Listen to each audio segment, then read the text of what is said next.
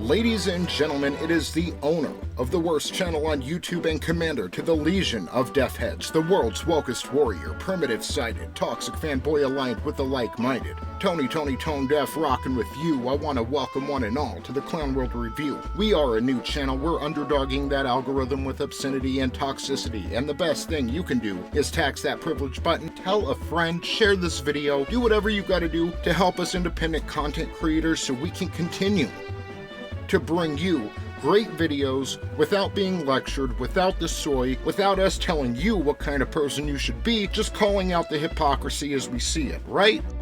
So let's move on to today's video. I bet you thought I was gonna let 2020 end without reviewing at least one more episode of The Legend of Zelda's animated series. Well underestimated my social life you have, and in fact, I should aspire to be more like Link, who in episode 4 appears to have his pick of the litter. The ball-busting blonde who loves you deep down, or the ball-loving brunette who will leave you with a frown and upside down. Who will Link choose? We'll find out today! Again, this is the 4th episode of the Legend of Zelda animated series entitled Kiss and Tell, and is written by Phil Harnage, with an original air date of September 29th, 1989. Our episode begins with Zelda complaining. Link promised to go riding with the princess, but he slept in, so she's going to have to go have fun by herself. A woman's scream is heard, and Zelda decided to investigate and finds a beautiful young maiden being threatened by Gleeok, the three-headed dragon. Oh, I am lost! With the same tone of voice that my wife has when she tells me that she loves me, Will no one save me? the woman calls for a hero to save her.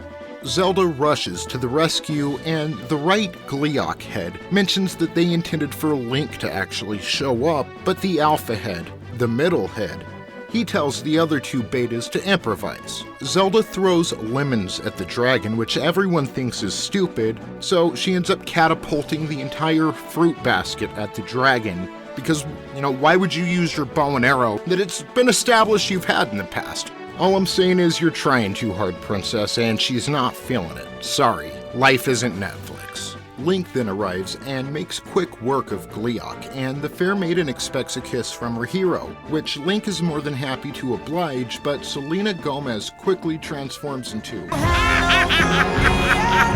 a mediocre artist whose boyfriend left them because they have a piss-poor attitude, and every time they belt out a note, the entire studio smells like boiled cabbage. Oh, and Link turns into a frog. So the beautiful woman turned Gibdo then rejoices in Ganon's plan coming to fruition. The Gibdo attempts to attack Link and Zelda, but the princess makes quick work of the mummy after Link is unable to draw his sword in his current form. More on that later. At Ganon's lair, the King of Darkness praises his Gibdo and Gleeok. Ganon mentions the time to enact the rest of his plan is now, and that when he is done, Zelda will be with him and Link will be no more.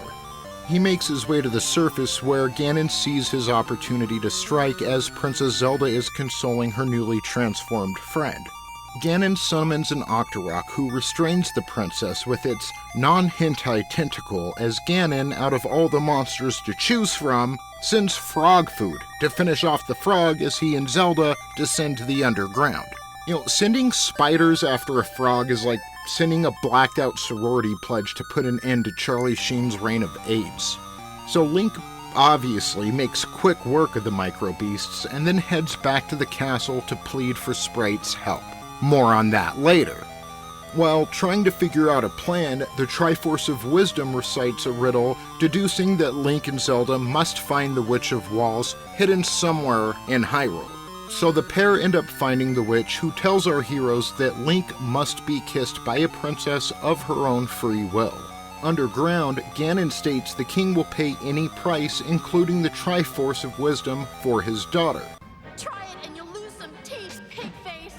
Besides, your plan will never work. Link will rescue me. He always does. It's his job. Doesn't she just warm your heart? Little did Ganon realize that Link and Sprite had already infiltrated his lair, but the sound of Link eating a fly signals to Ganon that his guests have arrived.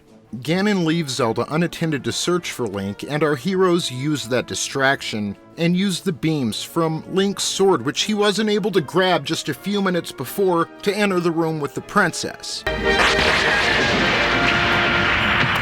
And look, I have no problem with Link using his sword as an amphibian, but 10 minutes ago, the writers set the standard that he was not able to grab his sword properly with his frog hands. This is only a 14-minute episode. I wish I could reach this level of apathy. So Link explains to Zelda that he needs a kiss at the princess's own volition, and of course, Zelda's petty about it as he pleads to her and leaves his heart on the floor for her to pick up.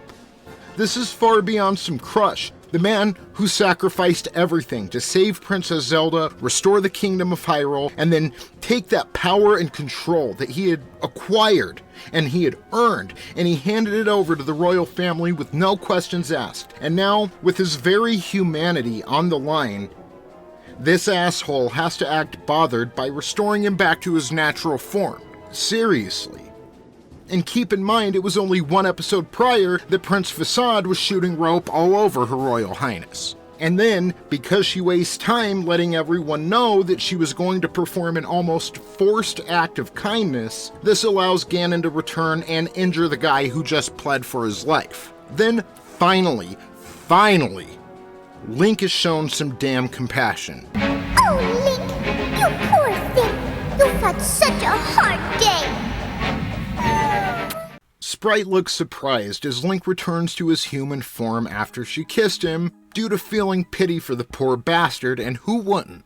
So the newly revived Link jumps to his feet and restrains Ganon with the tapestry before sending him falling several stories to the floor, allowing the heroes to make their escape.